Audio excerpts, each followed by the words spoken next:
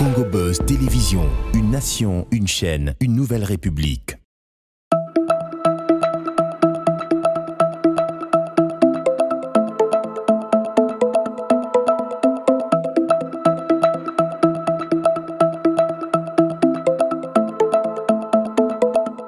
Bonsoir mesdames et messieurs, c'est pour moi un honneur d'être devant vos écrans, vos smartphones, vos PC pour vous présenter ce tout premier numéro de l'émission Que la lumière soit. Je suis Bems Badjoko devant vos écrans pour vous présenter la première partie, le premier numéro de cette émission Que la lumière soit.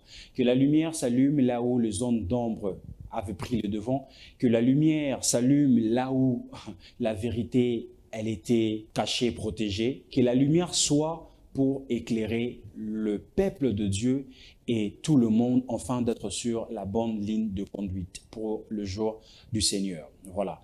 Pour ce premier numéro de cette émission, Que la lumière soit, c'est pour moi un honneur et un plaisir de recevoir pour vous le prophète Christ Panga. Un sujet, une thématique qui va beaucoup vous plaire, qui est la pratique de la prophétie dans l'Église. Mais je dis déjà bonsoir à mon invité. Bonsoir, prophète. Bonsoir. C'est pour moi un honneur de vous recevoir après 1 année, 2 ans pour vous voir. C'est en tout cas difficile. Comment vous allez, prophète? Nous allons très bien par la grâce de Dieu et je bénis le Seigneur pour les privilèges et la grâce qu'il nous a donnée, surtout de se rencontrer encore une fois après beaucoup d'années. Ce n'est pas un hasard, c'est par la grâce de Dieu. Voilà, nous bénissons le Seigneur pour cela. Et vous êtes prophète, vous êtes docteur, écrivain, auteur, compositeur. Pourquoi? C'est la grâce de Dieu. Je précise que je suis prophète des ministères par appel. Docteur, ce n'est pas docteur des ministères. Oui, c'est ça que je voulais préciser aussi. C'est docteur des formations, donc médecin.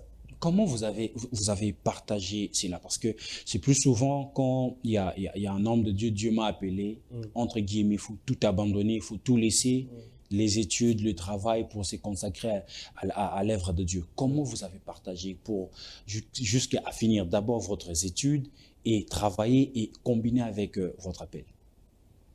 Bon, la Bible est en train de dire que ce n'est pas par notre force, mais c'est par l'Esprit de Dieu que nous arrivons à faire tout ce que nous pouvons. Mais je vais dire, si je peux donner une petite explication, je suis déjà né d'une famille chrétienne et dès les bas âges, on nous a montré les chemins du Seigneur.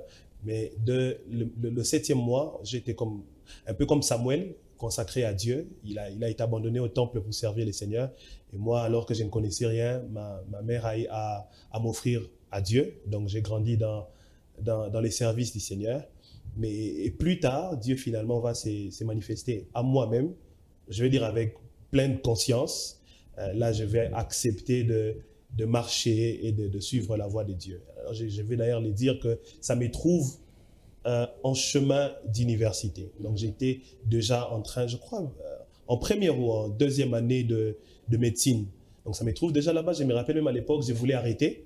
Mais Dieu m'avait dit que je ne devais pas arrêter, je devais continuer jusqu'à la fin. Vous pensez arrêter avec les études pour se consacrer à l'œuvre de Dieu comme tous les autres. Lorsque l'appel est là directement, on doit tout arrêter. Directement. Moi, par contre, c'était parce que je voulais beaucoup prier, que je ne voulais plus ouvrir les livres de la médecine. Donc, je voulais beaucoup plus passer mon temps à lire la Bible et à prier qu'à lire et préparer pour mes cours.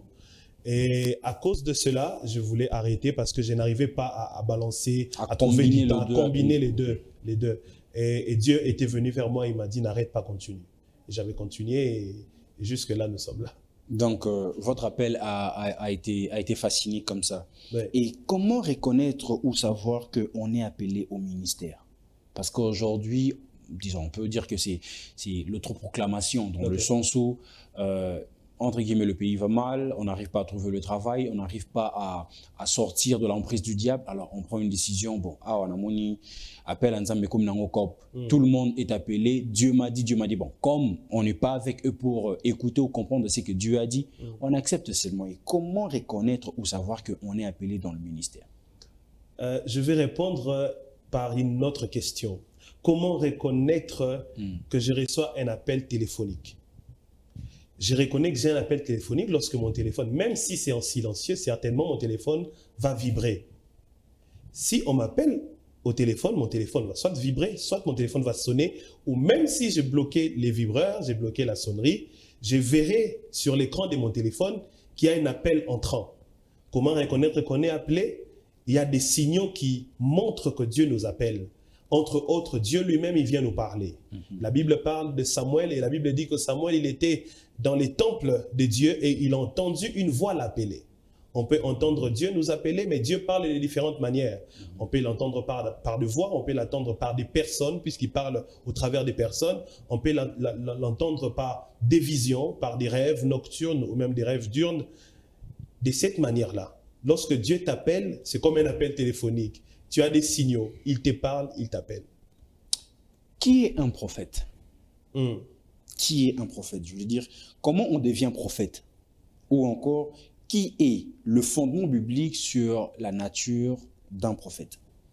Alors, on va dire, la Bible est en train de dire quelque chose de très important. Il dit que nous avons été bâtis ou établis comme corps de Christ, il dit par les enseignements des prophètes, des apôtres d'abord, il dit, et des prophètes.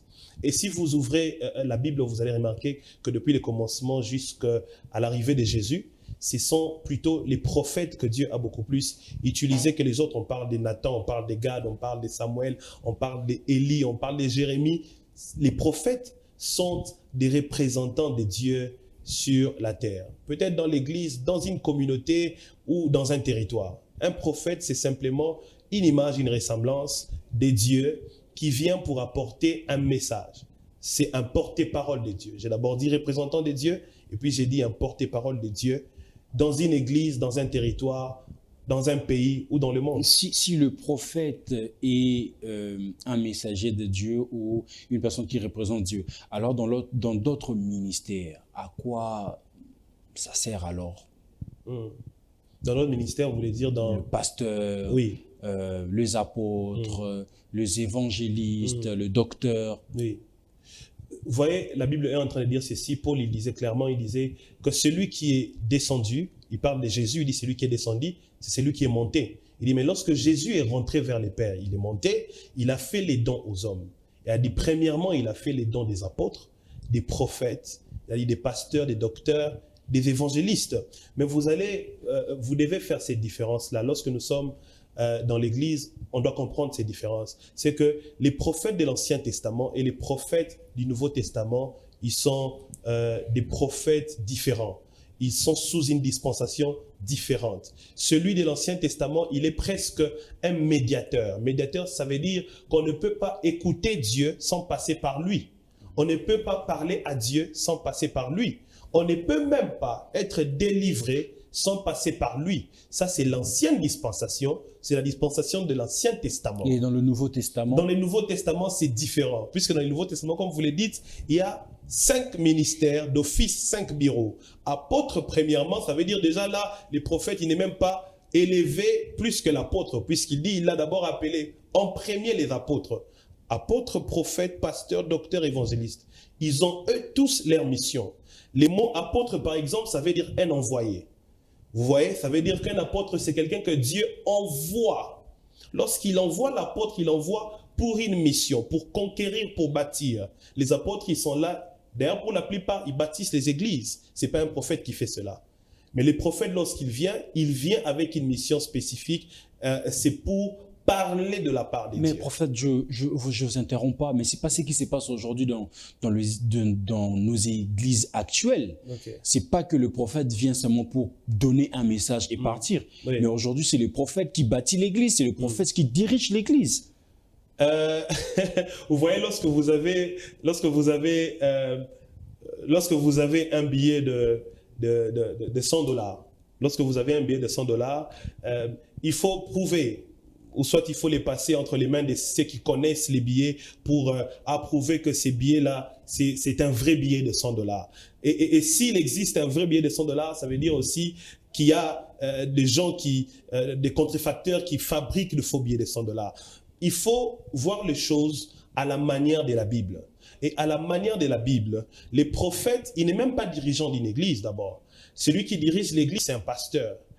J'ai un témoignage personnel et je pense aussi que c'est idem pour d'autres églises. Si vous allez dans les églises de Kinshasa, vous allez vous rendre compte que les pasteurs ne dirigent pas les églises. La plupart des pasteurs, des prophètes à Kinshasa, ils ne dirigent pas les églises. Ils ont des pasteurs qui dirigent des églises. Mais seulement, les prophètes ils sont peut-être plus connus que les pasteurs. Je juste de citer de noms ici parce qu'on connaît plusieurs prophètes, oui, entre guillemets, prophètes de nation, qui dirigent des églises à Kinshasa. Allez dans ces églises-là, on va vous dire qu'ils ne dirigent pas des églises. Mais quand vous parlez de diriger l'église, oui, vous faites allusion à quoi? Si vous pouvez bien nous éclaircir sur cette zone d'ombre.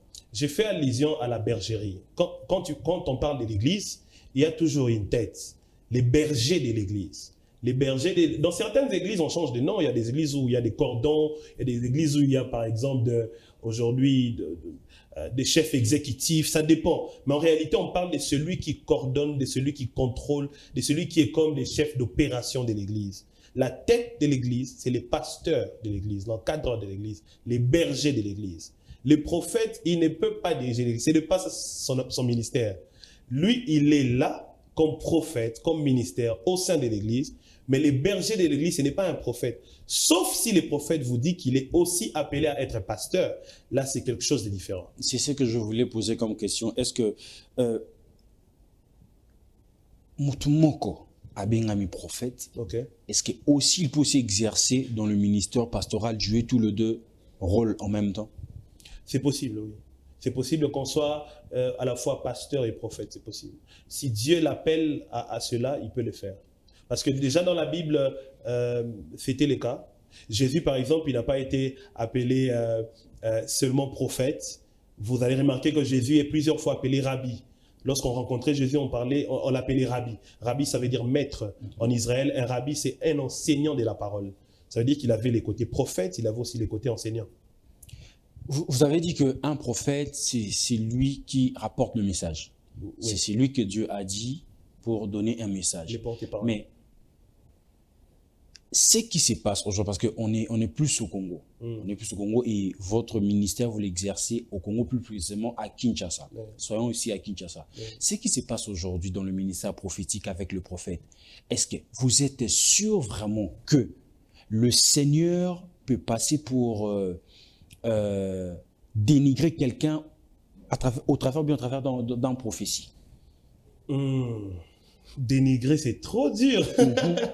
Dénigrer, c'est trop dur. Déjà, on vous appelle... parce qu'un prophète, c'est la personne qui part de la part du Seigneur. Oui, c'est la personne qui voit. Oui, oui. Allô, frère un tel, vous êtes dans une chambre d'hôtel. Est-ce que Dieu peut accepter d'humilier quelqu'un jusqu'à ce point? Alors, c'est les sujets que qui vous êtes prophète. Je préfère bien vous poser cette question parce que vous êtes prophète, vous exercez dans le ministère prophétique, vous voyez, vous écoutez, vous pouvez plus nous en parler sur beaucoup de détails sur cela. Je veux prendre un verset biblique, si vous me permettez. Hein. Oui, avec toute rapidement, je vais prendre Jean chapitre 1, très rapidement, Jean chapitre 1. Jean chapitre 1, je vais prendre les versets 47. Ok, Jean chapitre 1 à partir du 47e verset. Écoute ce que la Bible dit avec moi. Jésus, voyant venir à lui Nathanaël, dit de lui, « Voici vraiment un Israélite dans lequel il n'y a point de fraude. » La Bible parle d'un homme que Jésus ne connaît pas.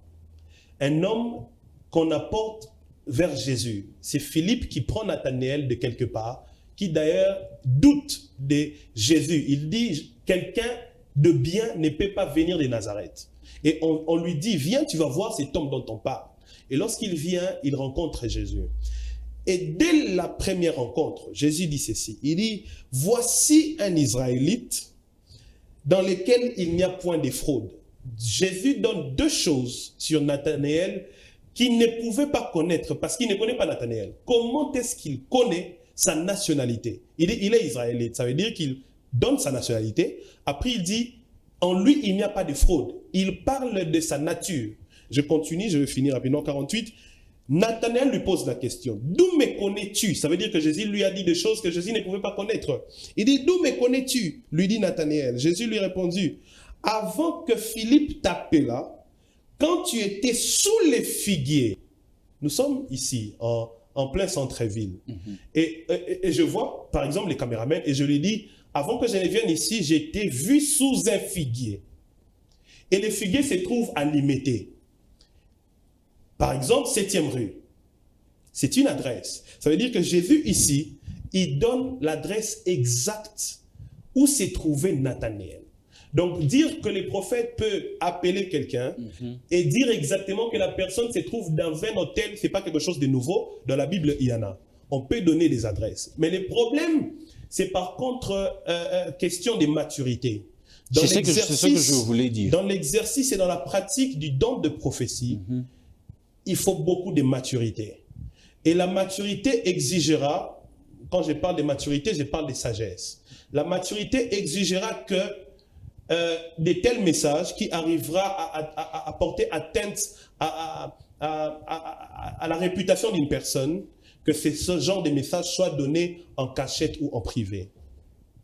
Vous voyez un peu? La maturité exigera que, par exemple, s'il faut donner un message à un haut cadre, par exemple, on va dire un président de la République, pendant un culte, il faut les voir dans son bureau. Alors, je ne pense pas que le prophète qui a pris le téléphone et qui a appelé quelqu'un qui s'est trouvé dans un hôtel, si Dieu lui disait que ce numéro-là, c'est pour un général, ou c'est pour un major, ou c'est pour un président, je ne pense pas qu'il l'aurait fait. Voilà. Question de maturité et de sagesse. Donc, tu veux dire que Dieu peut voir, mais c'est à l'homme maintenant d'utiliser la maturité et puis la sagesse. Exactement.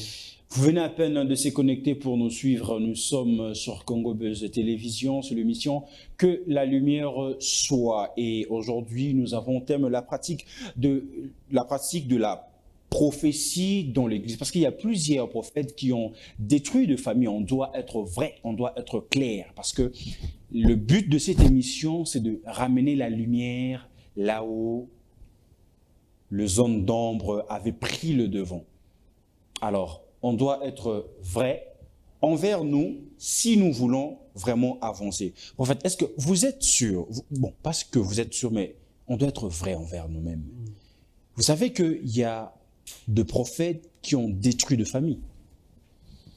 Oui, nous sommes à juste Kinshasa. en donnant le prophétie, oui. Oui. Et tout est détruit. Oui. Qu'est-ce que vous pouvez dire sur ça? Oui, est-ce que c'est question seulement de maturité ou de sagesse encore?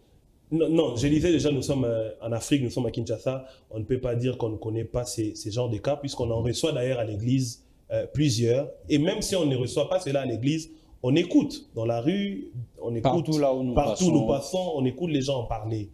Alors, il y a deux choses. À un moment donné, il faut comprendre que nous vivons dans un monde visible, mais qui est fortement influencé par un monde invisible. Il y a sur la terre des esprits aussi qui fonctionnent. De la même manière que nous voulons faire partie, en tant qu'enfants de Dieu, nous voulons faire partie du royaume de Dieu, il y a aussi des esprits qui, eux, influencent les hommes et les appellent à faire partie du royaume du diable. Donc, on va parler là maintenant de la quête de l'homme par les diables. Il s'agit aussi des esprits méchants, des esprits mauvais, des démons, des mauvais esprits qui viennent dans le monde pour détruire. La Bible est en train de dire une chose, la Bible dit « Malheur aux hommes, car les princes de ces mondes est tombé vers eux ». Ça veut dire que lorsque le diable tombe sur la terre, Dieu même nous prévient et nous dit, puisque cet esprit-là est tombé là-bas, il faut être prudent parce qu'il va chercher à détruire les familles. Parmi les choses que le diable déteste, il déteste l'unité, il déteste la famille. Et aujourd'hui, malheureusement, parce qu'il s'agit de mon ministère, les ministères prophétiques, c'est un des ministères que le diable utilise pour détruire plusieurs familles. Mais ce n'est pas des dieux, c'est plutôt par influence des mauvais esprits. Un ministère que Dieu donne. Oui. Comment le diable peut avoir l'accès ou encore le pouvoir de détruire cela? Mais la Bible est claire, la Bible dit que la Bible dit par exemple que l'Antichrist viendra, nous savons qu'il viendra, il dit l'Antichrist n'est pas encore là, mais son esprit agit déjà. Il dit l'esprit de l'Antichrist agit déjà.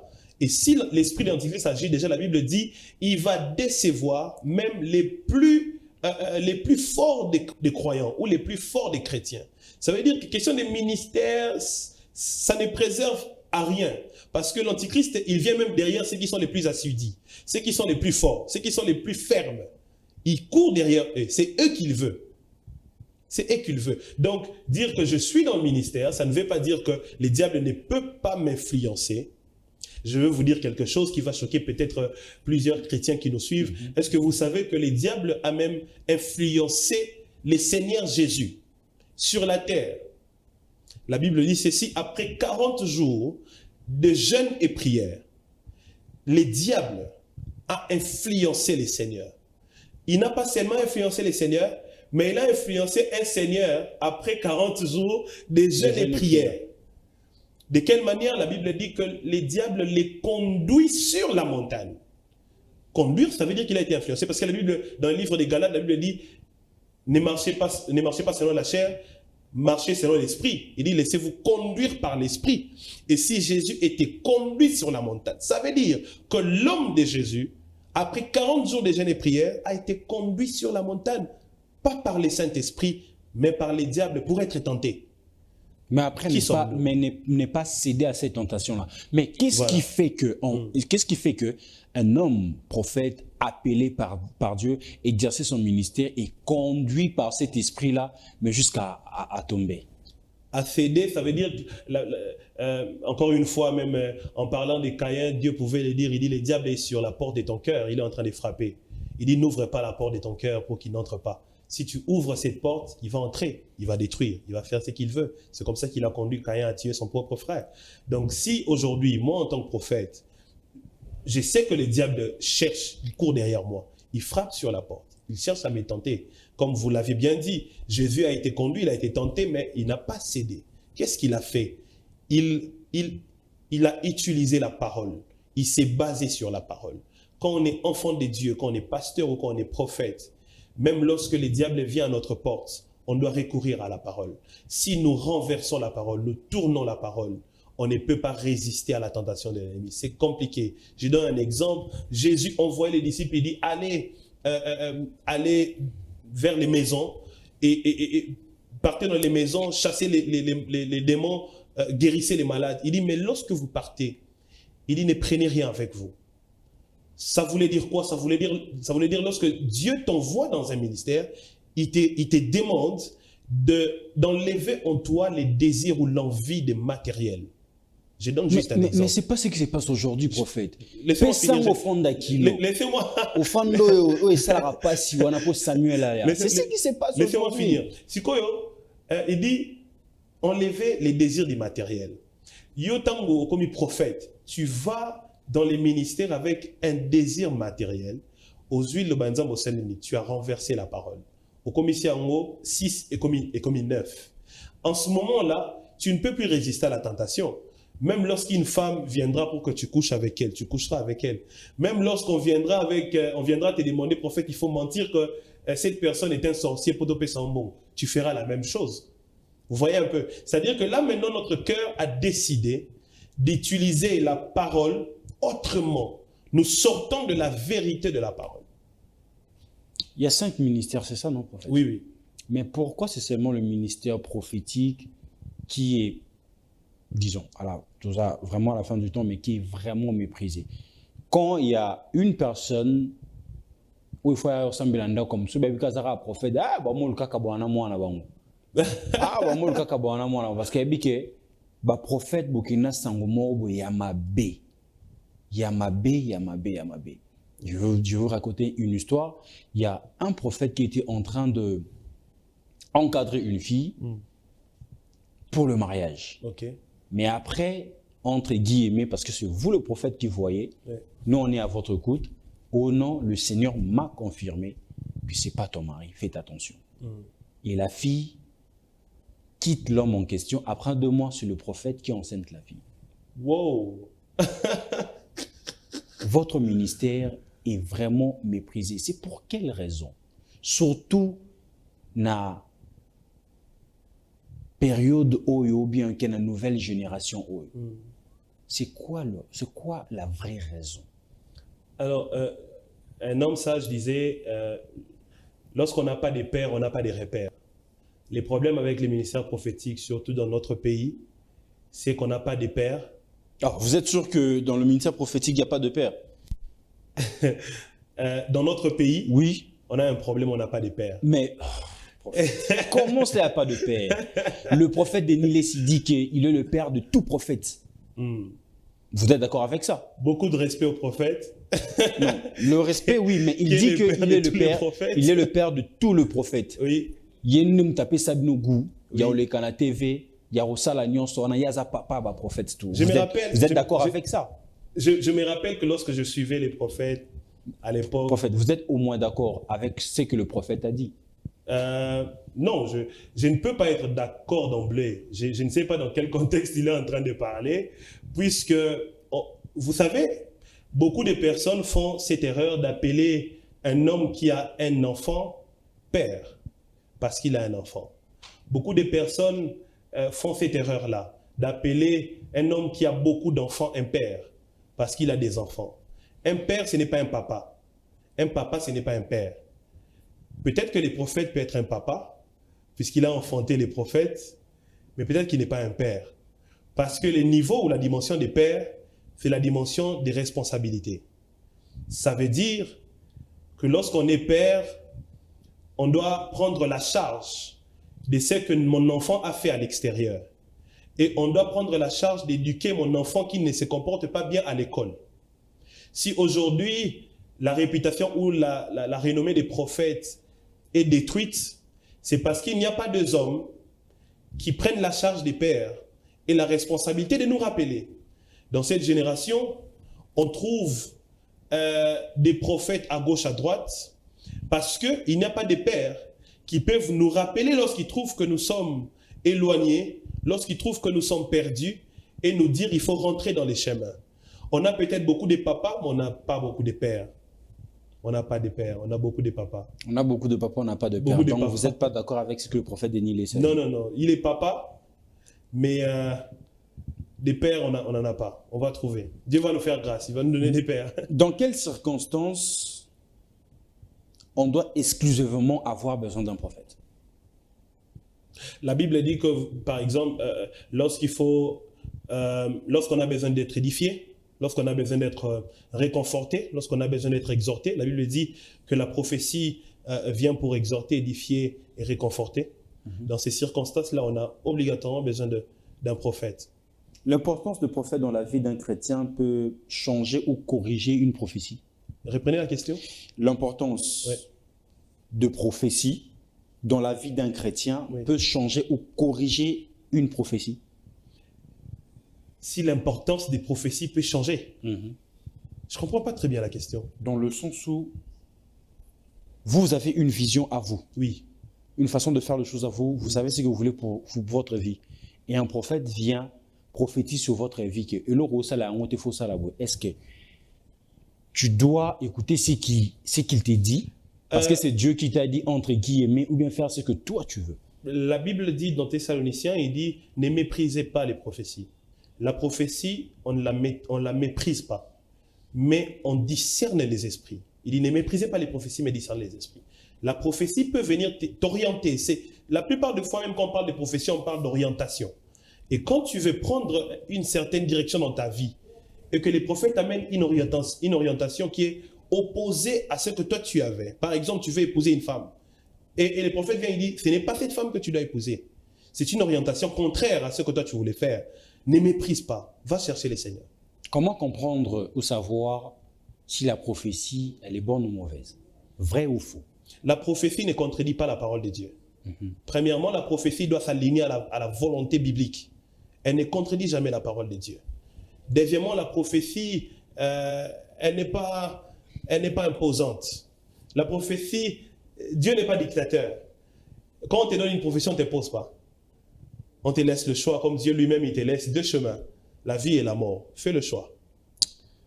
La pratique de la prophétie dans l'Église, c'était un honneur de recevoir le prophète Christian Panga. On a dit bien au départ qu'il n'est pas seulement prophète, mais c'est aussi un compositeur, mais aussi un écrivain. Vous venez de faire sortir votre livre Le démon, l'histoire inédite. Pourquoi avoir choisi baptiser d'abord votre ouvrage ou votre livre Le démon? Parce que les livres parlent que des démons. Parce que les livres parlent des démons. Les démons, est-ce que... Je me dis, on est à la fin du temps. Faut ramener l'Église vers le pouls qui est Jésus-Christ, ou bien encore, il faut commencer à révéler Mamboba démon. Il faut préparer les batouba qui sont là. Pour batouba qui sont là, finalement, il faut battre là-bas des démons. Donc voilà pourquoi on a écrit des livres sur les démons, parce que les démons, ce sont des entités spirituelles créées par Dieu. Comme les humains, comme les anges, les démons. Congolais, on a l'habitude de le dire, on dit souvent Moto batami alekio maele. Et ce qui arrive aujourd'hui à l'église, c'est ça. C'est que les démons qui sont cachés au sein de l'église est plus malin et plus sage que nous. Voilà pourquoi on parle des démons. Voilà, c'est l'ouvrage Le démon. Et si les gens veulent le procurer, le lire, comment ils doivent faire? Il y a un numéro de contact ou bien il y a déjà un lieu où ils peuvent aller acheter? Les livres sont disponibles déjà partout dans le monde, sur Amazon. Ils peuvent commander sur Amazon, ou pour des gens qui utilisent des gadgets Kindle, ils peuvent aussi l'acheter là-bas. Pour ceux de Kinshasa, les livres sont en vente à l'église, à l'UPN, sur croisement des avenues Kimbangu et Masikita, numéro 1.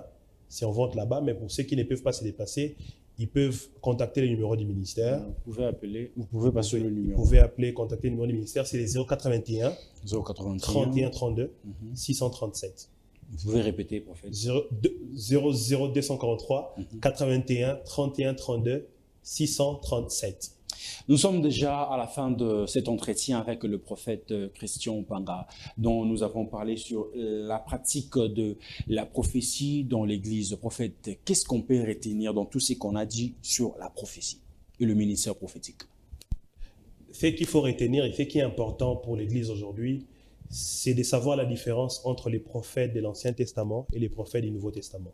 Celui de l'Ancien Testament, c'est les médiateurs, alors que dans le Nouveau Testament, les médiateurs, c'est Christ lui-même. Celui de l'Ancien Testament, c'était les chemins obligatoires pour écouter Dieu, mais dans le Nouveau Testament, c'est juste un messager de la part de Dieu qui peut ou ne peut pas venir, parce que Christ lui-même, le médiateur, il est là, il est avec nous, tout le jour, chaque jour, partout où nous nous trouvons. Voilà.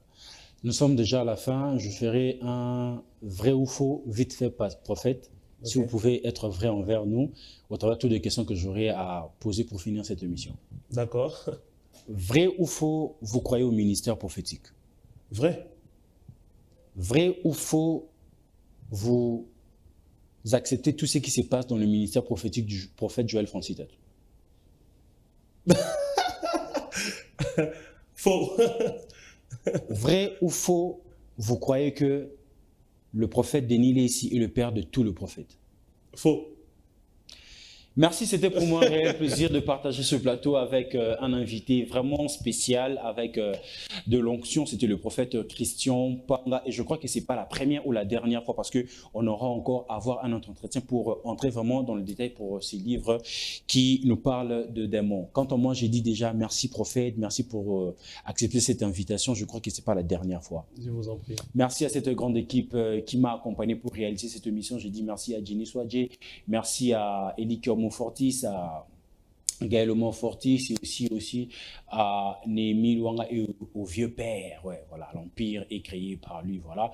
Et quant à moi, je vous dis bye bye, bonne suite de continuité sur nos antennes. On se retrouve la semaine prochaine.